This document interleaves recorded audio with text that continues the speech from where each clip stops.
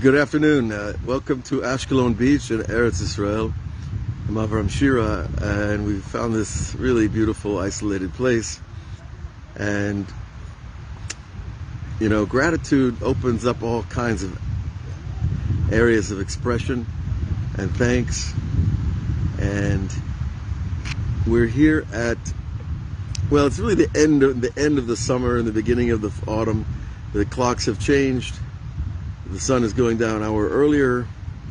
So, it's kind of readjusting us to time. And our relationship to nature and time is very subtle and important. Because we respond in ways that we don't even have consciousness of to our weather, to our place, to our inner clock, and to the seasons, and to the years. And what the spiritual path I believe about is this ever-refining sensitivity. That we become more sensitive to life as it passes by. And we become more attuned to the details of life. And so, here at the end of the summer, the beginning of the fall in Israel, which the seasons aren't as drastically separated as they are in many places in the world, but we kind of pause. And this Torah that we're going to learn today at the very end of Torah 62, which I am grateful that we're here to learn this Torah, because it has been probably close to a month that we've been learning it. And it's about beginnings and the difficulty of beginnings. And life is made of beginnings. Everything that we do has a beginning, and usually a middle, and hopefully an end. But he tells us, the essential aspect of all things that we do is their beginning. And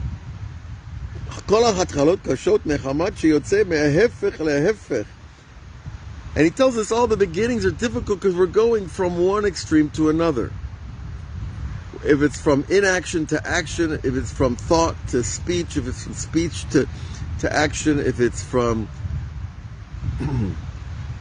looking in your bank account to deciding to buy something, if it's meeting somebody that you've never met before and then making the radical decision to marry them, or to look at a piece of land and decide that that's where you want to spend the rest of your life.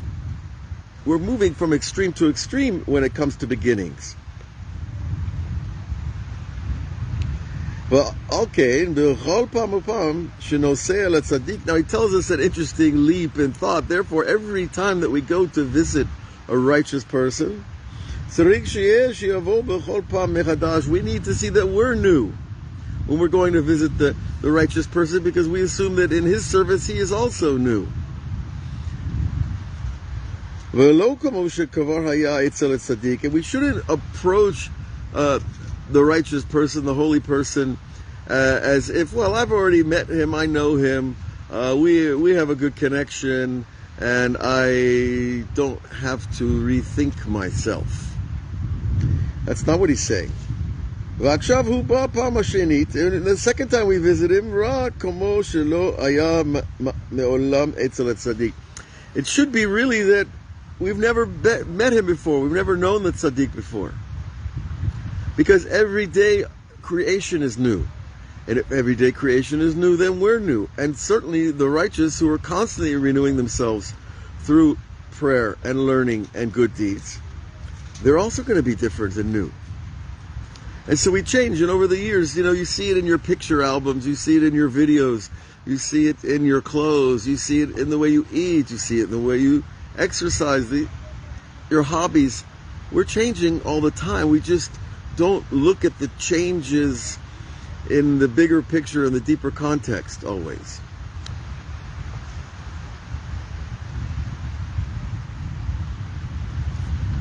And so the Rebbe goes on to tell us that it should be that when we come to the righteous person, because he's got a bigger light bulb, of divine power, each time we come to him, it should be like the first time. Because the essential feature of such a relationship is the beginning. So we can extrapolate from this, of course, that every time we come to Hashem, to talk to Hashem, we want to be a different person, a new person. Ki kol hatchalot kashot, it repeats the idea, all beginnings are difficult, but v'nimtza she'ikar koach ha'avodah shel kol yamim eino ela hatchala. And therefore, the essential work of every day is the beginning. That if we get the beginning right, the rest of the day will follow. And of course, if you get every day right, then you're going to have a good week. And if you have a good week, maybe the rest of the month, and who knows. So the essential work of every day is the beginning.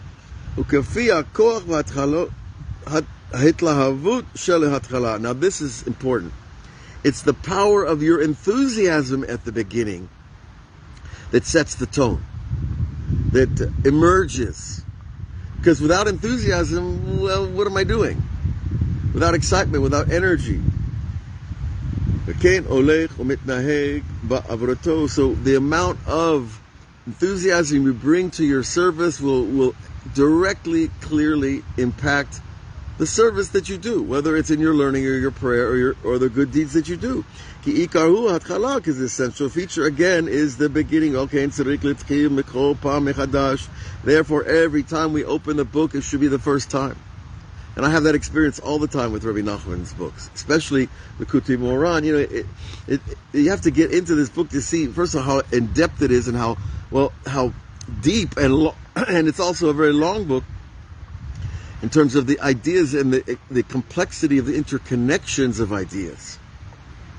And so, we come to it as new. It seems new. I don't remember everything. I know maybe my memory is not exactly what it used to be, or maybe it never was.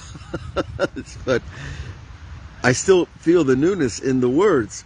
Ki ikar hatchala, therefore, tzarich להתחיל בכל פעם מחדש, כי כן, אולי לא הייתה התחלות כראוי, because perhaps the way I began my day, you get up in the morning and you're in a bad mood, and so you start your day on what they used to say, the left foot, or the wrong side of the bed, right? Well, let's say it's lunchtime now, and you decide, wait a minute, I did start the day wrong. I did start the day with a bad feeling, with a wrong phone call, with some resentment, who knows what it might be. But now I can start the day again, in the middle of the day, and begin again also. And if we don't begin properly, then the whole work that we're going to do is not going to be completed properly. Because everything is conducted according to the beginning. That's your enthusiasm, your planning, your preparation. Repeats the idea again. We need to begin each time as it is the first time. Now, and to come to the righteous person with the true enthusiasm, excitement of seeing a special person, and a new beginning of connection of service to Hashem, because the teacher of Hashem's way is a messenger for us. He's what we need to get involved. And so we want to be renewed also and enthusiastic about visiting Him, just as we want to be enthusiastic about serving Hashem. We have to have this empowerment. The empowerment is that I am doing something important with my time. It might not look important to the rest of the world. That's okay. I'm a Jew. The world has never really understood the Jewish people. A lot of Jews don't understand the Jewish people, because it's a profound thing that we're trying to do. It is a profound thing to take this book that was given to Moses and use it to create a society and to create a world that is successful, a world that treats people properly. It's an outrageous idea, but it's certainly one that's worthy of our excitement and worthy of our involvement. And this empowerment will affect everything else we do, especially from the beginning.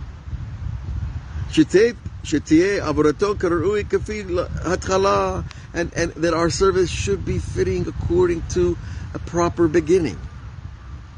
Now, it seems like he's overstating this, many times.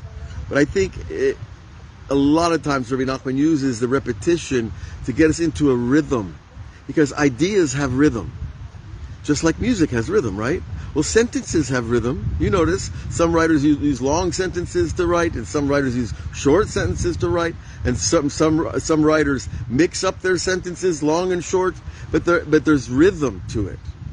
Tuvia, you know that. You're a musician, right? So the music of your ideas is going to help them penetrate the outer self, the what we call the animal soul. That's a little rugged, that phrase, but you know, that the autopilot, I like to call it, you know, the normal responses that we have to things.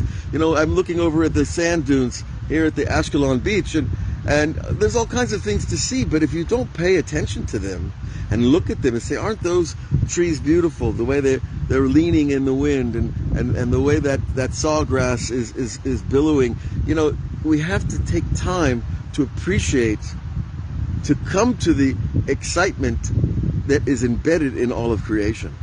It's not like we can just expect, you know, to open your eyes in the morning and it's all just glory. No, it takes work, it takes mental input, it takes true care and paying attention. Okay? Now, Kadesh Ti'eh Avodato Karui. Right? And as he said, to begin our work properly from the beginning.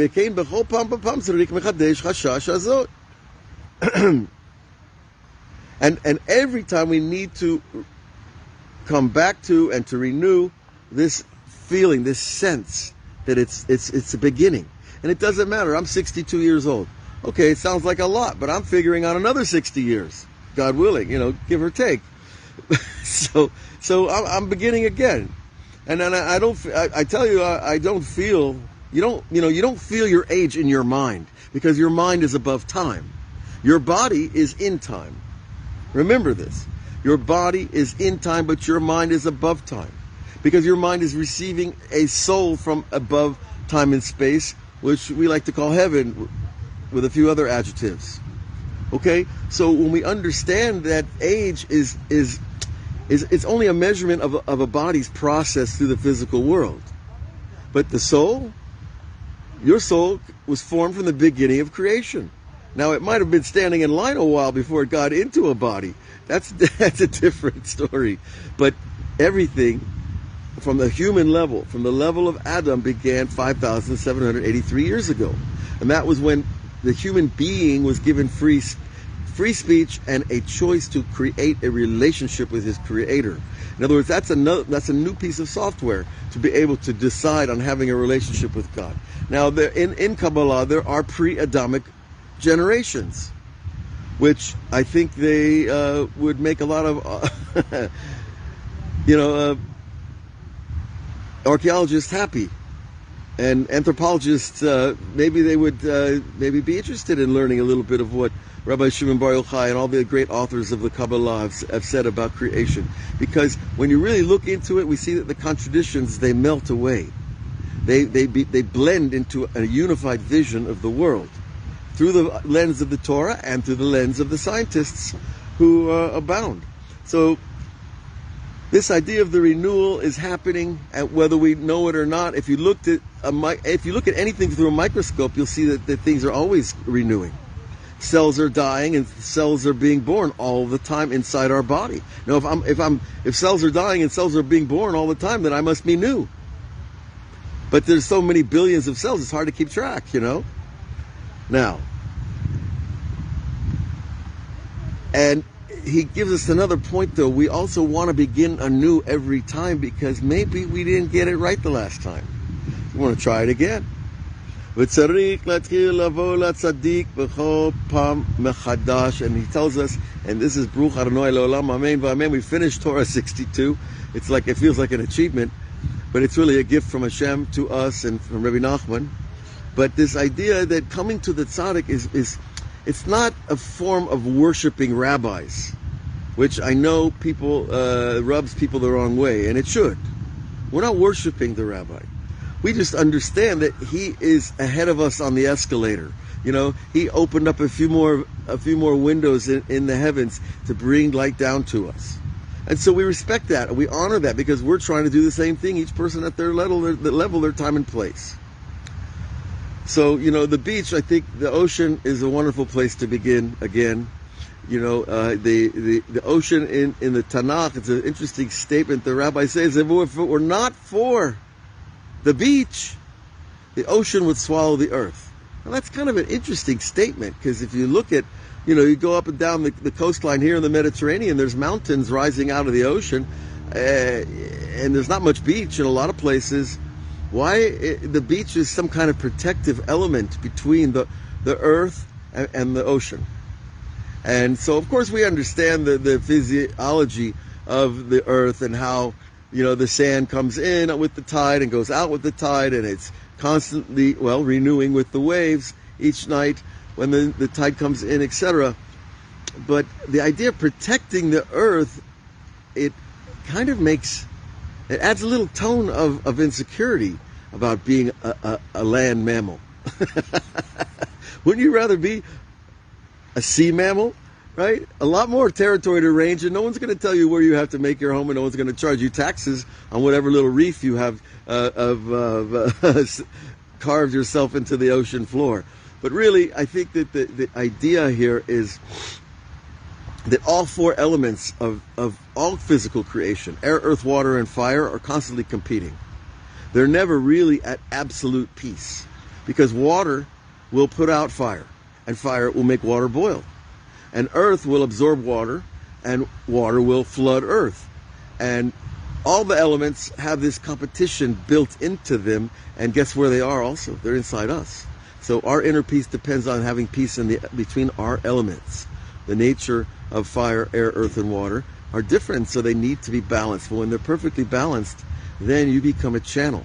And you become like this tzaddik that the Rebbe is talking about, who he's not really intending what he's going to tell you. He's allowing intention to flow through him, a higher attention, an intention that comes from the source of all knowledge.